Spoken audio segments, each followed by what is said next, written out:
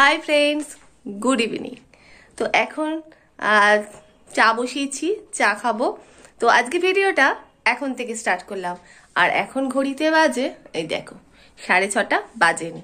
তো চলো ভিডিওটা শুরু করা যাক। আর আজকে সন্ধেবাতি এখন দেওয়া হয়ে গেছে। তো চলো তোমাদের একবার দেখাই। দেখো সন্ধেবাতি দিয়েছি, আসনটা এখনো তুলিনি, কারণ একেবারে ঠাকুরকে শয়ন দিয়ে তারপর আসনটা তুলে রাখবো, লাইটও অফ করে দেবো। তো এখন রান্নাঘরে যাই, চা হয়ে গেছে, চাটা ছাঁকবো। চাটা ছেঁকে নিচ্ছি। আর একা একাই চা খাই সন্ধেবেলায়, খুব কম। কর্তামশাই বাড়ি থাকলে তখন দুজনে একসাথে হয়, তখন ও থাকলে আমি চা বানাই না, ওই বানিয়ে খাওয়ায়, ও নিজেও খায়। আর রোজ তো আমাকে একাই বানিয়ে খেতে হয়। চলো চাটা খেয়ে নিই, চাটা খেতে খেতে কথা বলি। আজকে আমার মানে রাত্রিবেলায় আমার যে মানে হেল্পিং হ্যান্ড, যে রান্না সব কাজেই আমাকে হেল্প করে, ও তো মানে রান্নার লোক হিসাবে আমি ওকে রাখিনি, আমার সমস্ত কাজে ও হেল্প করবে। আর ঘর ঝাড় দেওয়া, মোছা, বাসন মাজা সবই করে, মানে A to Z। সকাল 7:30টার সময় আসে আর একেবারে 12টা 12:30টার মধ্যে বাড়ি চলে যায়। কোনো দিন 11টা 11:30টাও হয়, খুব কম সেটা। তো ওর ছেলের জন্মদিন, খুব করে যেতে বলেছে, দেখা যাক কি করি, কারণ কর্তামশাই না নিয়ে গেলে তো আমি যাব কি করে। আর ছেলে তো ডিউটি করে এসে আর কোথাও বেরোবে না, যদি যাই তোমাদের সাথে শেয়ার করব। তো চলো চাটা খাই। বিনা আমাকে মানে ও মানে সেই সন্ধ্যে থেকে শুরু করেছে ফোন করা, বৌদি আসবে তো দাঁড়াও রান্নাঘরে আলোটা জ্বালিয়ে, বারবার ফোন করছে। কি করি বলো তো, এখনো পর্যন্ত কর্তামশাই বাড়ি আসেনি। যাবো যে কার সাথে যাব, আর আমি তো এখানে সবকিছু চিনি না। আর ওর বাড়ি অনেকটা দূর থেকে আসে, ও প্রায় 3 কিলোমিটার। যাবো যে, খুব সমস্যায় পড়ে গেছি, দেখা যাক।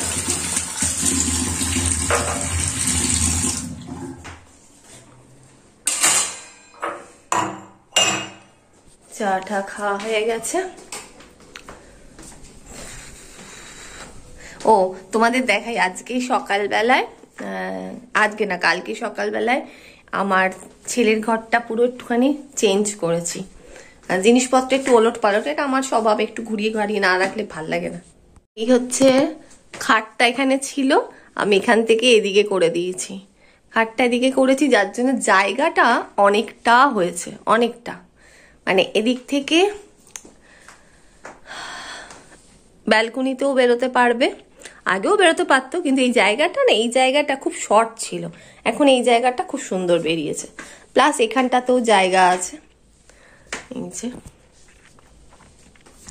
এই ঘরটাকে আমি এভাবে সাজিয়েছি।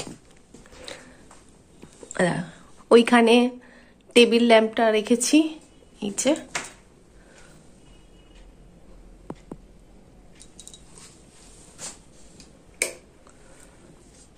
ছেলের ঘরটা ওইভাবে একটু ওলট পালট করে সাজিয়েছি, কেমন লাগছে জানিও। আর ঠাকুর ঘরে একটা সিঙ্গেল খাট পাতবো, দেখা যাক কতটা কি করে উঠতে পারি। অনেক পরিকল্পনা আছে, আস্তে আস্তে হবে, তাই না বলো? সব তো একবারে হয় না, আস্তে আস্তে ধৈর্য রাখো, আস্তে আস্তে হবে। কর্তামশাই চলে এসেছে, তাই রেডি হয়ে, একদম দেরি করিনি, ঘড়িতে 9:30 বেজে গেছে, অনেকটাই রাত হয়ে এসছে। তো এখন যাচ্ছি আমরা দুজনে, ও দেরি করে আসার জন্যই এত দেরি করে বেরোনো। আর ওদিকে তো বিনা আমার মাথা খারাপ করে দিচ্ছে। তো যাচ্ছি বিনার ছেলের জন্মদিনে, কি করব, এমন করে বললো, না গিয়ে উপায় নেই, তাই 10-15 মিনিট ঘুরে চলে আসবো। সুপ্রভাত, সুপ্রভাত জানাই সকল বন্ধুদের। আজ সকালটা দেখো, রোদ ঝলমলে আকাশ, পরিষ্কার আকাশ, আর কি সুন্দর সূর্যি মামা দেখা দিয়েছে, দারুণ লাগছে। অনেক দিন পর কুয়াশা কেটে সুন্দর দিন শুরু করলাম। এত সুন্দর রোদ দেখে সব রোদে দেখতে শুরু করে দিলাম, কারণ রোদ দেখলে না আমার সব মনে হয় রোদে দিয়ে দিই। যাও বাজারে যাও, বাজারটা করে আনো, মাছ নিয়ে আসে, আর কাঁচা লঙ্কা শেষ নিয়ে আসো, মটন নিয়ে আসো। হ্যাঁ, মটন নিয়ে আসো। কি রোদ বাবা আজকে, আর আটটা 7:30 8টা থেকে ঠিক এইরকম চচ্চরে রোদ উঠেছে, বোঝা যাচ্ছে গরমটা এবার কিরকম পড়বে। এবার বিছনা টিছনা কিচ্ছু তোলা হয়নি, এই দেখো সব পড়ে আছে, এবার বিছনা তুলবো, ছেলে ডিউটি বেরিয়ে যাক, তারপর বিছনা তুলবো। ওদিকে বিনা রানীও এসে গেছে, ও বাসন টাসন মাজছে। চলো কাজ, হ্যাঁ দিয়েছি তো।